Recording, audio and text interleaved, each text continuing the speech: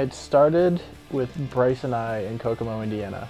So the whole idea of Deschain was originally just supposed to be this one CD. Him and I were kind of fed off each other in terms of metal.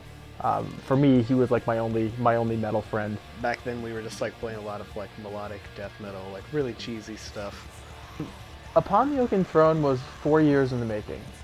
Not 4 years, 3 years in the making.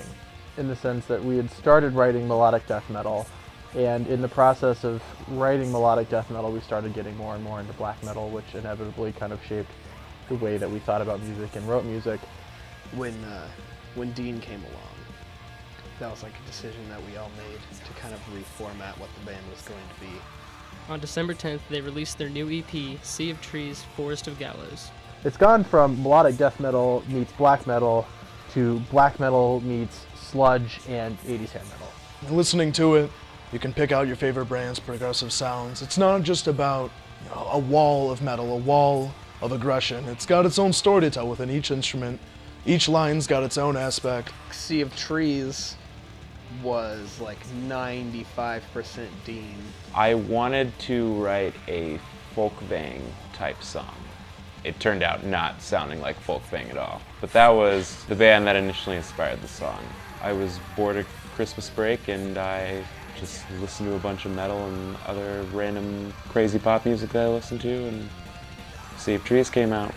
Cast Down the Sun was really different because it was the first song that we had ever wrote as a band. Adam had done pretty much the whole skeletal work. Dean and Mike added some parts here and there. But the big chunk, the idea of the song was already captured, and we all really liked it. I had just seen an Agalloch show, so a lot of it's very sort of ambient, a little atmospheric, but then also at the same time I'm really, I'm a huge hair metal guy, so I love the shred guitar and stuff like that, so there's a lot of that influence on there as well. Sea of Trees, Forrest of Gallows, it was really nice because it was the first time that we were ever really able to record in as close to a studio environment as you can get without actually being in the studio.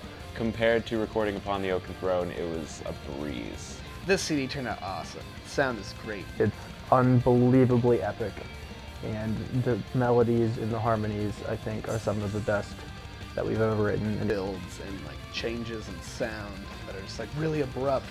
I've never had so much free leeway to just rock out on the bass, to really pump it through. 5 guitar parts, bass still crystal clear. And that's what's there. It's there, all the time, in your face.